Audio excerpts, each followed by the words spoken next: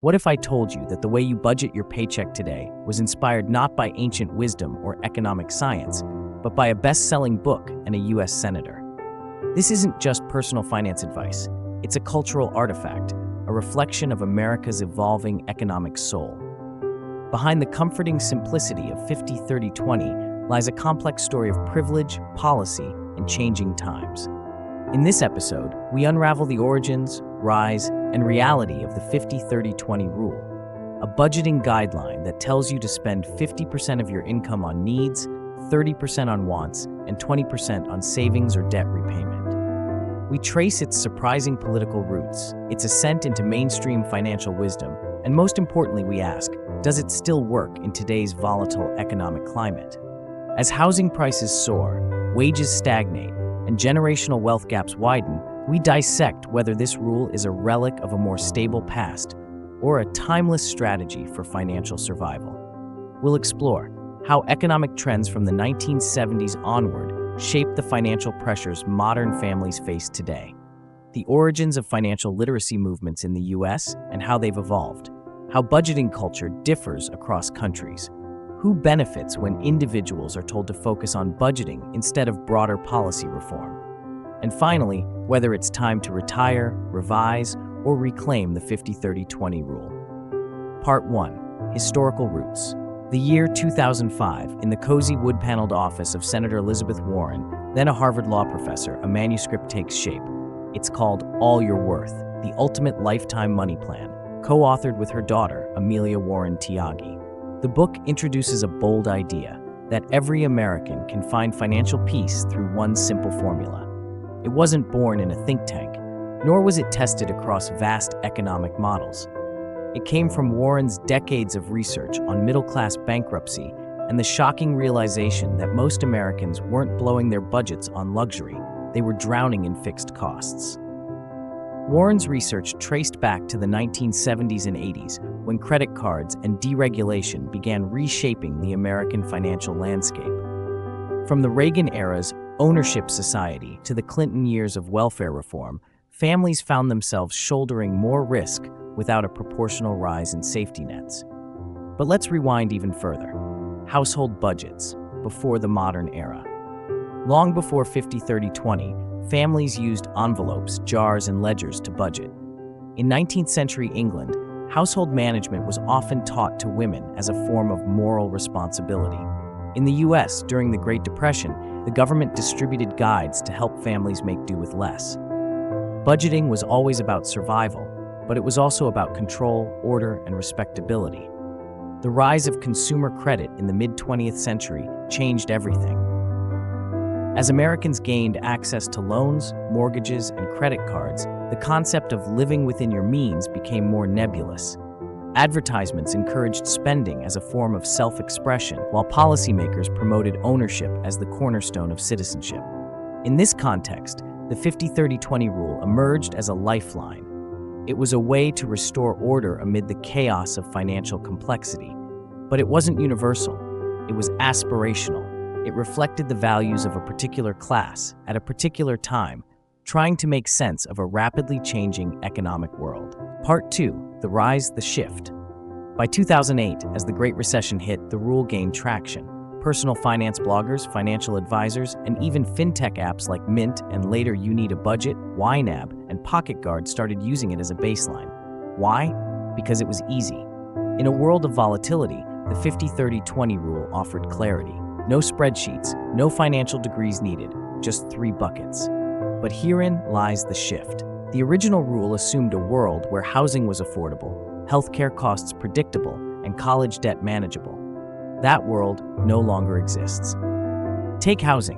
In 1980, the median home price in the U.S. was about $47,000. By 2023, it was over $400,000. Wages, meanwhile, adjusted for inflation, have remained relatively stagnant. In cities like San Francisco, New York, or Seattle, even modest apartments often eat up more than 50% of income. The needs category alone can balloon to 70% or 80%, leaving nothing for savings. Let's consider Jasmine, a 28-year-old teacher in Austin, Texas. She earns $58,000 a year. Her rent, student loans, car insurance, and health premiums already exceeds 60% of her take-home pay. Following the 50-30-20 rule? Not possible, not even close. Yet Jasmine is not alone. A 2022 Pew Research report found that nearly 60% of millennials and Gen Z report being unable to follow traditional budgeting rules due to fixed cost burdens. Meanwhile, digital culture fuels a contradictory message. Budget, but also treat yourself. Influencers peddle frugality one day and luxury hauls the next. The emotional tug-of-war between self-control and self-care makes financial discipline harder than ever. Compounding this is the gig economy. With variable income, no benefits, and irregular hours, millions of Americans can't even predict what they'll earn next month, let alone stick to a consistent budget. Despite this, the 50-30-20 rule remains a go-to recommendation by banks, employers, and financial advisors. It's become a kind of cultural shorthand. But like many shorthands, it glosses over complexity. Part 3. Modern implications. Let's dig deeper into how the 50-30-20 rule applies today. Case Study 1. San Diego tech worker Mark, a software engineer earning $120,000, lives downtown. Despite a solid income, his rent is $3,000 a month. Add health insurance, student loans, groceries, his needs total nearly 65%. Following the rule requires either redefining what counts as want or drastically cutting back. Case Study 2. Detroit nurse Lisa, a nurse in Detroit earning $75,000, owns her home and benefits from a union-negotiated healthcare plan. Her fixed costs? Only 40% of her income. She's a textbook example of the rule working. She saves 25%, spends 20% on travel and dining, and maintains financial stability. But let's introduce a third example. Case Study 3. Single mother in Atlanta. Nina, a single mother with 2 children, works 2 jobs and earns $42,000 per year. Her childcare costs alone are $1,200 a month. Rent is another $1,100. After utilities and food, she has almost nothing left. The 50-30-20 rule? It's laughable.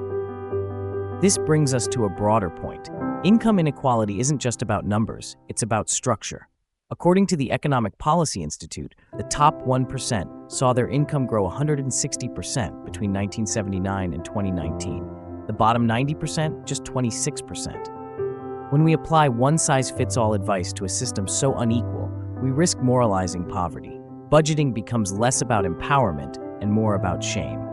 Let's also consider the racial wealth gap. The average white family in the U.S. holds nearly 8 times more wealth than the average black family. This disparity isn't due to budgeting habits, it's the legacy of redlining, segregation, employment discrimination, and educational inequities. Budgeting advice, no matter how well-intentioned, can't solve structural injustice. Part 4. The unseen story. Here's what most people don't know. The 50-30-20 rule was never based on empirical data across income brackets. It was intuitive. It was built to comfort, not to analyze. Yet banks, budgeting apps, and even financial literacy programs in public schools have codified it as gospel. And that serves a purpose. By focusing on individual responsibility, it diverts attention from systemic issues. It's not that the rule is wrong, it's that it becomes a smokescreen. Why aren't we asking why health insurance can devour 20% of someone's income? Or why public college leaves students in 6-figure debt? The rule doesn't answer that. In fact, some argue that financial literacy campaigns often shift the burden away from governments and employers, placing the onus on individuals to fix systemic inequality with better planning. As economist Helene Olin writes, you can't budget your way out of inequality. Financial educator Paco de Leon adds, it's easier to tell people to eat out less than to explain why housing costs are outpacing wages by double digits. Meanwhile, entire industries profit from our financial confusion. Credit repair companies, payday lenders, and self-help gurus monetize insecurity. The 50-30-20 rule, when stripped of context, risks becoming another tool in that machine. So what's the alternative? Some experts recommend personalized budgeting, ratios based on income levels, geographic cost of living, or family size. Others promote zero-based budgeting, where every dollar is assigned a job. Still others suggest we abandon fixed ratios altogether and focus instead on cash flow analysis. There's even a push for values-based budgeting, aligning spending not with abstract categories but with personal priorities: health, security, freedom, growth. All of these require something the 50-30-20 rule doesn't: nuance. The 50-30-20 rule may be simple, even comforting, but it's not a universal truth. It's a snapshot of a moment, a mindset, a middle class that once was. Behind every economic rule is a story the textbooks forget to tell. In this case, it's about who gets to define normal and what happens when that definition no longer fits. So next time someone says, just follow 50-30-20, ask them, whose economy are you living in? Because the past may be over, but its shadow is where our money sleeps.